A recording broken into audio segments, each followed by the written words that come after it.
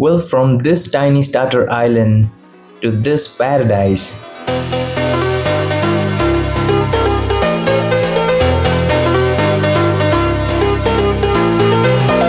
But let's just go back in time and see how I made it. I had been mining for a really long time, like seriously around 10 to 15 days. After all that grind, I finally came back home. And I'm thinking, why not give this house, actually the whole island, a brand new look and make it way better than before? So I'm thinking let's start with the house itself. And yeah, I'm actually gonna break it down and rebuild it into something way better. But this time, no more wooden planks. Alright, we are upgrading. I am going with white concrete, nice, clean, and modern vibes. Now, for white concrete, I will need white dye, and for that, I have to collect some bone meals, which basically means, yeah, fighting the skeletons. Not exactly my favorite hobby, but there's actually an easier way. Well, easier, but kind of time consuming, and that is using a composter. So after finally getting the white dye ready, I headed out to mine some sand, which was luckily pretty close to my island. As soon as I got back home, I started crafting concrete powder using sand and gravel, and then just dropped it into water to turn it into clean, solid white concrete. Not gonna lie, watching that powder turn into proper blocks is kinda satisfying. I even tried making some brown concrete. So let's just see how this looks. Alright, so we are going with dark oak. And then I found out when you die you lose like 11 XP levels. Yeah, that was a painful discovery.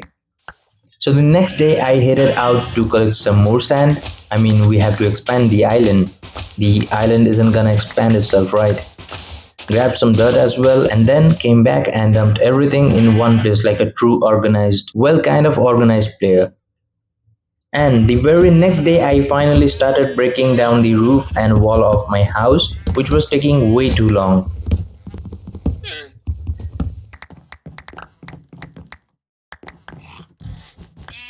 You know what? This should be much faster and easier. Oh, wait, not like that! Anyway, somehow the roof situation got handled. Now it was time for the foundation and the floor. For that, I used deep slit cobblestone and top to give it that solid look.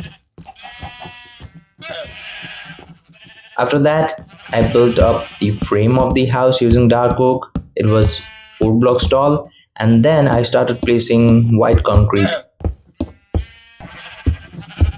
I'm not gonna lie, it was already looking pretty clean. This time I used birch doors, and around the edges and above the doors I added birch trapdoors, which give it a slight Japanese vibe, and it was looking really beautiful.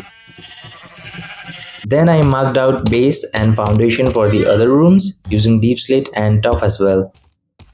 In the first room, I added some windows using trapdoors and dark oak stairs, and right across from them, I placed a couple of doors too. Once the first room was done, I moved on to the second one, and yeah, I didn't stop there. I built the third one too.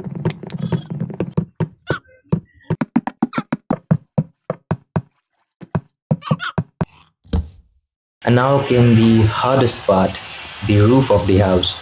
Honestly, this took me days to figure out. I watched a tutorial by Cortez Areno and tried to make a Japanese style roof, but I kept breaking it down over and over again. Why? Because I just didn't like how it looked. The roof kept coming out too big and bulky. What I really wanted was the opposite, smaller, thinner roofs that actually look pretty and fit the style of the house. I even tried making a textured roof, but nope, I didn't like that either.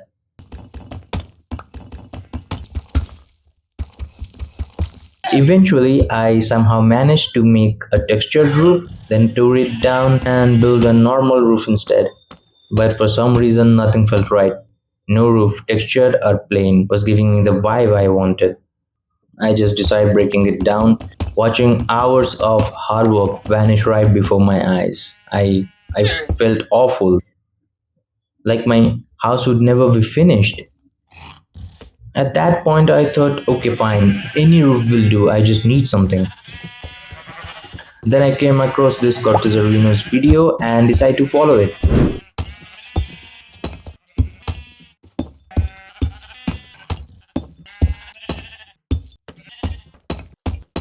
And honestly, I'm not gonna lie, it just turned out beautiful. But after a while, I decided to go with my own design and made a roof that was a bit thinner, and honestly, it was looking decent. Like, this is what I really wanted for my house. Then I realized my third room is one block wider than other two. Okay, I will fix it later. And then I started to break the fence. This time I decided to use gates between the fences so that the fence looks a little bit thinner and cleaner.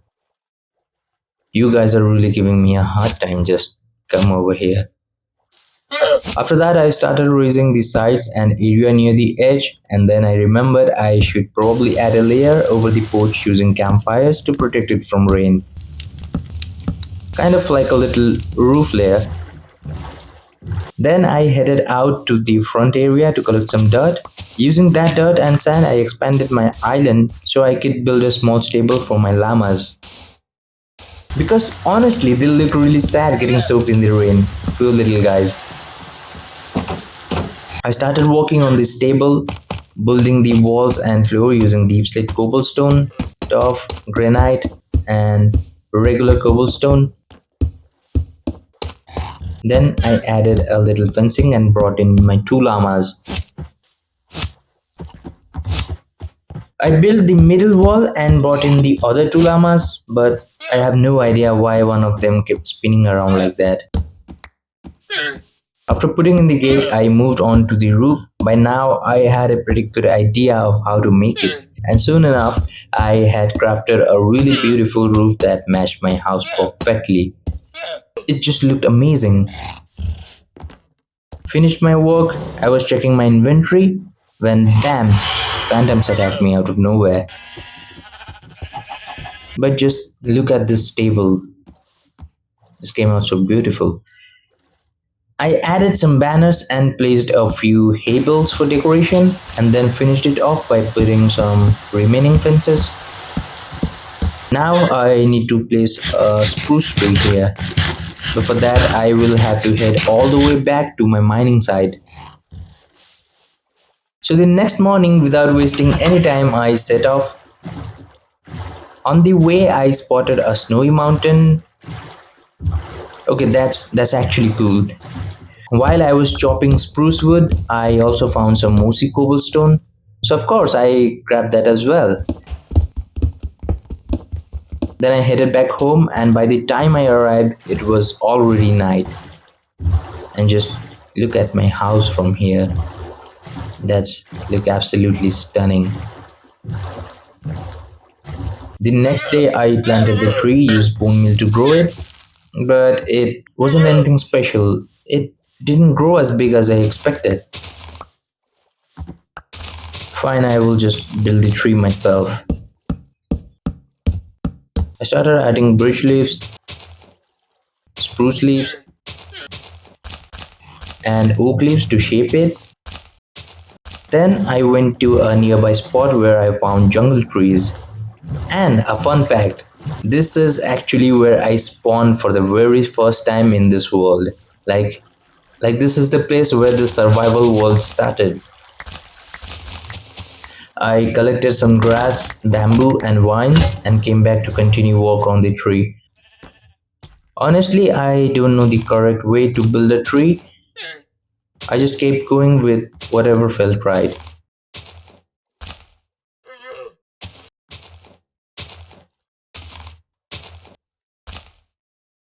Then I added some vines.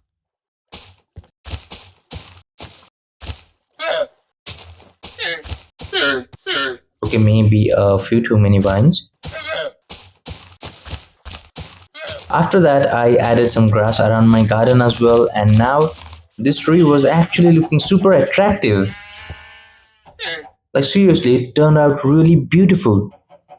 After that, I chopped down the birch tree in front of my house and planted an oak sapling there. Right next to it, I threw in some bamboo saplings too, because why not? Let's just make it aesthetic. I also planted another oak behind my stable, and while they were busy growing, I thought, why not decorate my old tree with some lights and give it a little glow up? After adding the lights, it actually started looking really nice, like full cozy vibes.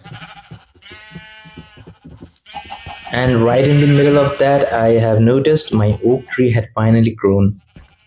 And guys, it turned out exactly how I imagined, nice and thick. So of course I added some vines on it to give it that jungle aesthetic. Then I crafted some bone meals and used it on my other saplings, and boom, that one just exploded. In the middle of all that, I even built a small wooden pier here because I'm planning to make a torii gate because we have to set the vibe properly. To build a torii gate, we need some acacia wood, and luckily, I exactly know where to find it. The moment I got there, I got straight to work. After coming back, I fixed up my pathway properly using cobblestone tuff and mossy cobblestone. Now it actually looks a little bit more detailed. I even started building a tree behind my house using acacia wood, trying to give it that custom aesthetic look. And then out of nowhere, this guy shows up again, the wandering trader. Like, bro, this man can appear anytime, anywhere. I swear he got some serious teleportation power or something like that. The next day, I finally got to work on building the torii gate. First, I placed three bases on this side and three on the other side. Nice and symmetrical, just how we like it. A huge shout out to Monkey for the tutorial because honestly, that's where I learned how to build this thing. Once the bases were done, I started putting up the pillar, and I'm not gonna lie, it was already starting to look really good. Like, I could tell this build was about to turn out amazing. Then I got back to work again. I even added a ladder around it so I could climb up easily because parkour isn't really my thing. Yeah. I started working on the top section, and yeah, that part was a bit tricky, not gonna lie.